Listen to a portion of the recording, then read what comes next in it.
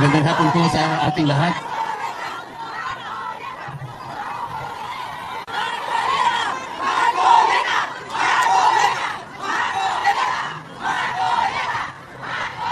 Salamat po sa pagmamahal nyo sa ating dating Pangulo. Salamat po sa pagmamahal nyo sa ating Vice President. Salamat, Mayor Pulong, at nandito ka rin pala. Salamat, Senator Robin. Salamat, Mayor.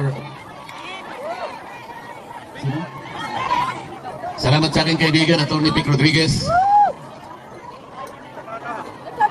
At lalong-lalo na po kayong lahat na hindi nagmamaliw ang inyong pagmamahal sa ating bayan. Napaka-problemado po ng ating bansa, ngunit huwag po tayong mawawalan ng loob. Magsama-sama po tayo para ayusin po natin ang ating bansa. Akala ko po nung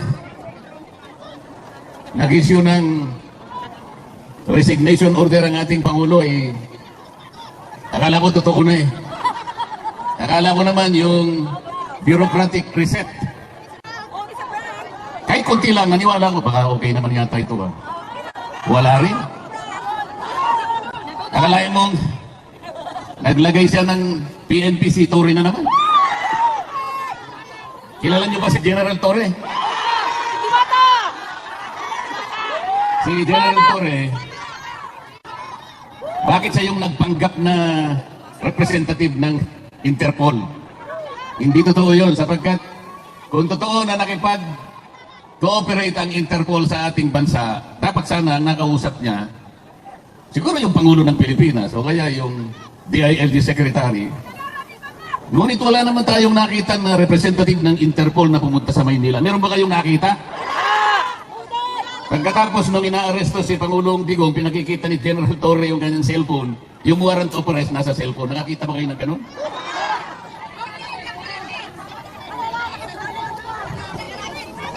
Hindi po ganun ang pagsisilbi ng warrant of arrest. Dapat po yung representative ng Interpol ang pumunta sa Maynila, dala-dala niya yung physical copy ng warrant of arrest. Ganon po yung paraan, hindi po pinakikita sa cellphone.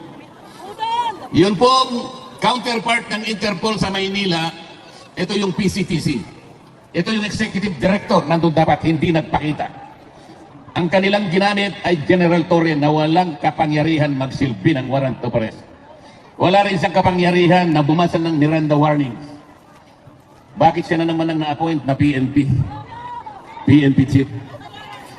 So, ang buong akala ko, pag pinagtatanggal mo, pinag-resign mo lahat, ang miyembro ng iyong gabinete, tanggalin mo na silang lahat, pumili ka na lang ng mas magaling. O hindi naman natatotoo eh. Tingnan po ninyo kung anong nangyari sa ating bansa. Yung ekonomiya natin, humirap na ng humirap ang ating bansa. Yung presyo ng bilihin hindi na maabot ng kinikita ng karaniwang manggagawa. Nag-aaway nga sa Kongreso ngayon eh.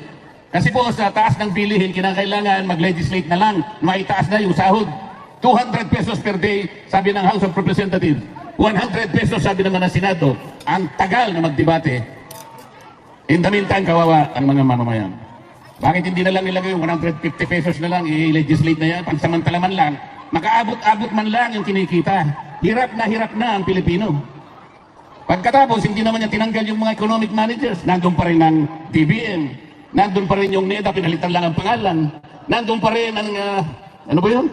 Department of Finance. Anong gagawin mo? Akala ko ba, ang pangit ng ating ekonomiya, akala ko ba ayusin natin, ba't hindi ka maglagay ng matino? Naglagay ka, pagkatas, tinanggal mo, pagkatas nilagay mo sa ganito. Hindi po pwedeng ganun.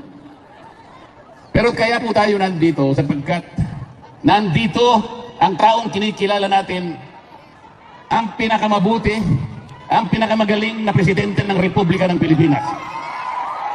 Akalain mong dadalhin dito? Yun po bang ating justisya sa Pilipinas ay hindi na gumagana? Is our judicial system in the Philippines no longer functioning? Is our prosecutorial system in the Philippines no longer able to function? Hindi po totoo yun. Umiiral, gumagana, umaandar ang justisya ng ating bansa. Kung nagkamali ang sinumang Pilipino.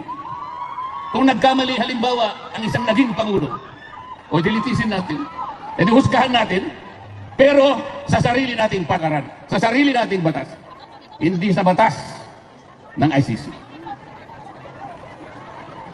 Pagtiyagaan na lang po natin, Kahit anong mangyari, mawawalan din ng saysay ang ginawa nila laban kay Pangulong Digong. Lalabas din po ang katwiran, magtatagal lang po ng konti dahil may proseso.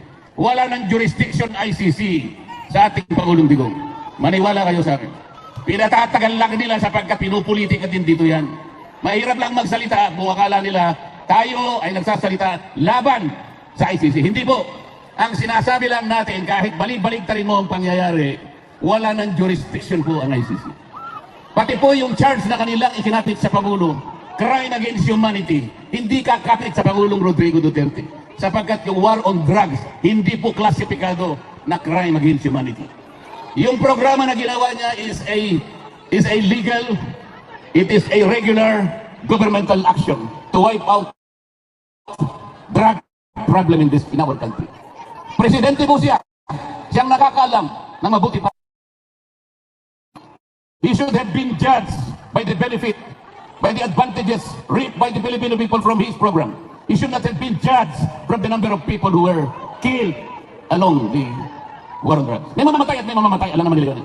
Sapagkat nagsusulong sa droga yung mga kriminal, lalaban at lalaban yung mga yan. Bakit kailangan mo siyang husgahan sa bilang o sa dani ng matay? Kailangan husgahan mo ang isang programa doon sa nakinabang, milyon-milyong pamilya ang nakinabang. Ngayon, bumalik na naman ang droga. Ngayon, bumalik na naman ang krimen. Kayo po ang nakakalam, ang mga kamag-anak niyo sa Maynila ang magsasabi sa inyo, bumalik na naman ang problema ng ating bansa. Kasi po, wala naman silang gustong gawin para. Salamat po sa inyong lahat. Alam ko po, isa po ako sa inyong ibinoto para maging senador ng ating bansa. Kahit malayo po ang lugar na ito, alam kong nagpupulong-pulong kayo rito. Marami pong gawain sa Maynila. Ngunit kahit konting sandali, kailangan tagpuin ko kayo rito. Para personal po akong magpasalamat. Lahat po kayong lahat, binoto po ninyo ako. Kung hindi sa inyo, baka natupad yung survey. Akalain nyo naman, sa simula pa number 36 ako. Hindi man lang ako umangat. Nung naawa sila sa akin, siguro bandang Pebrero yata yun. Napunta ako sa number 22. Hanggang doon ka na lang, sabi nila. Malapit nang matapos ang Abril, 21 na naman ako. Pagkatapos nagmilagro, isang araw nilagay po nila ako number 12, pero isang araw lang yun. Binaba na naman nila ako sa number 18. Tingnan mo ninyo yung kawalang hiyaan ng mga survey companies na yan. Naniniwala pa ba kayo dyan? Isipin ninyo. Merong isang media practitioner sa Maynila, babae. Hindi mo nababagitin ang pangalan, baka sumikat pa. Hindi makamove on. Hindi siya makapaniwala bakit daw si Rodante Marcoleta naging number 6. Hindi niya kasi binabasa yung ating mga kababayang katulad ng inyong mga kamag-anak at kayong lahat. Hindi ba niya alam kung gaano ang kinontribute na boto ng lahat ng OFWs? Bakit hindi niya alam yun? Bakit tinitingnan niya? Ako lang ang tinitingnan niya. Paano nangyari yun? Paano nangyari si Marcoleta ay nanalo? Paano nangyari yun? Nakakaawa yung tao na yun. Nakalimutan po niya napakaraming nagmamahal pala kay Rodante Marcoleta. Ngayon po, masasabi ko na sa inyo, lintik lang ang walang ganti. Gusto nila number 36 ako. Sabi ng mga tao, hindi. Kailangan maging number 6. So yun po yung nangyari. Yun po ang nangyari. Pumanda sila. Ito pang impeachment na kinakasal nila, bahala sila. Bahala sila. Pero kung ako masusunod, sabi ko sa kanila, para mabawasan ang kahihiyan ng ating gobyerno, para hindi na mapahiya ang administrasyon, tigilan nyo na. Tigilan nyo na para hindi na mapahiya. Ngayon, kung gusto nyo mapahiya, o ituloy nyo. Hindi rin naman kayo mananalo. Kahit saan tayo mapunta, hindi mananalo ang kalaban ng ating Vice President. Sinabi ko na noong una, uulitin ko sa inyo, kung ayaw nilang itigil, nasa sa kanila. Pero kung gusto nilang mawala ang kanilang kahihiyan, itigil na lang nila. Ngayon, ayaw niyong tumigil, purbahan natin. Sige, isulong ninyo. Pareho din naman ang mangyayari. They will not be able to remove the Vice President. Itaga mo sa bato yan. Itaga nyo sa bato yan. Walang mangyayari. The Vice President will stay as Vice President.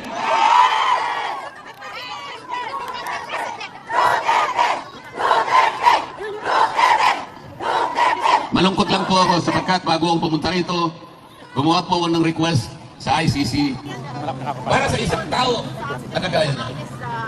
Hindi po nila Mamaya po, magpapakasakali ako pumunta na. Makita ko man lang yung lugar kung saan siya napiin. Pero huwag tayong mawawala ng pag-asa. Huwag tayong mawawala ng pag-asa. Sapagkat, hindi pa naman po tapos ang laban. Sa ngayon po, maghihintay lang po tayo. Maging matiisin lang tayo. Huwag tayong susuko. Huwag natin isusuko ang laban. Nasa panig po tayo ng katuwiran. Nasa panig po tayo ng batas. Alam ko po, si Pangulong Duterte malakas ang kanyang loob. Hindi siya papayag. Hindi siya masisira ng loob. Kilala mo yung tao na yun. Makikipaglaban siya para sa inyo. Kahit kanya ng kalagayan niya, nakapiit siya, pero kayo ang inaalala niya. Kaya, huwag po kayong mawawalan ng loob, huwag kayong mawawalan ng pag-asa. Tatapusin po natin ang laban. Maiuwi po natin ang Pangulong Digong. Let's bring him home. Salamat po sa inyong lahat. Salamat. Maraming salamat po, Senator Rodante Marcoleta. Mga kababayan, okay pa ba kayo? Alam ko po na ang pinakahihintay natin ay yung birthday girl mismo. No other than the Vice President of the Philippines. Ladies and gentlemen, it is my honor to present to you the Vice President of the